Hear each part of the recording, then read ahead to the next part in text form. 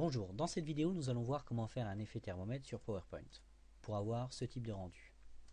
Le principal avantage de ce type de rendu, c'est que, hormis au-delà de la forme et de la définition ici en forme de thermomètre, le principal avantage c'est qu'au niveau de l'outil graphique, vous pouvez directement modifier les données via l'interface Excel.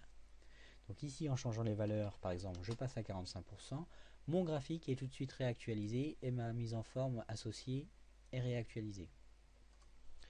C'est un gros avantage par rapport aux images ou aux barres étirées qu'on peut trouver dans certains indicateurs.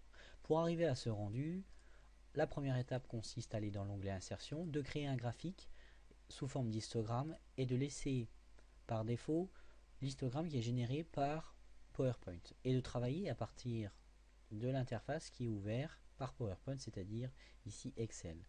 Je vais réduire le nombre de séries, je vais prendre qu'une seule série avec une seule catégorie. Donc ici je vais réduire et garder qu'une seule catégorie. Je vais ajuster comme ceci la zone de mon graphique. J'ai catégorie ici, série 1, comme ceci. Ensuite, ce que je peux faire pour gagner du temps, c'est passer en pourcentage et réajuster comme ceci pour avoir par exemple 43%. Voilà dans un premier temps ce qu'on peut faire. On peut supprimer la légende, supprimer le titre, supprimer également la définition de l'axe. On va travailler sur l'axe pour le fixer de 0 jusqu'à 100% en maximum et enlever la sélection automatique et le passer en manuel. Comme ceci, fixe, on va le passer minimum à 0 et un maximum à 1. On va laisser tous les autres choix prédéfinis. Au niveau du remplissage de ma zone graphique, ce que je peux faire, c'est choisir une couleur dégradée et aller avec du mode linéaire, mais on peut choisir autre mode que linéaire, avec une couleur prédéfinie par exemple en type feu. Plus on va s'augmenter vers les 100%, plus on va approcher du risque, donc on va peut-être le mettre en rouge. On peut faire l'inverse avec du vert, peu importe, c'est juste pour l'exemple. Au niveau de l'orientation, on ne change rien, des points on ne change rien, mais vous pouvez ajuster tout ceci à votre guise. Ensuite, ce que l'on va faire, c'est diminuer le graphique. Voilà.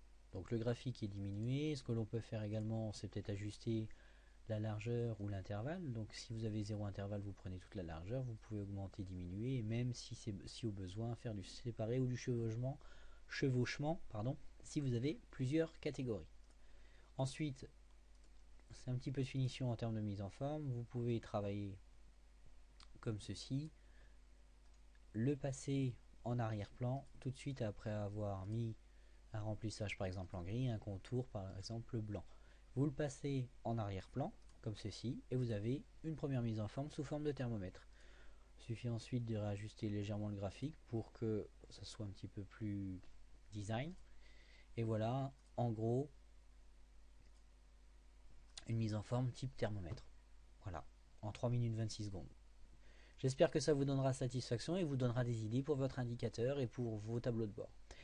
Si vous voulez réactualiser vos données, vous avez deux possibilités. Soit aller dans Outils de graphique, Création et modifier les données, soit simplement faire un clic droit et faire modifier les données. Vous avez deux possibilités et vous réajustez simplement comme ceci. Et voilà, en 2 secondes, vos tableaux sont réactualisés, votre PowerPoint ou vos tableaux de bord sont réactualisés.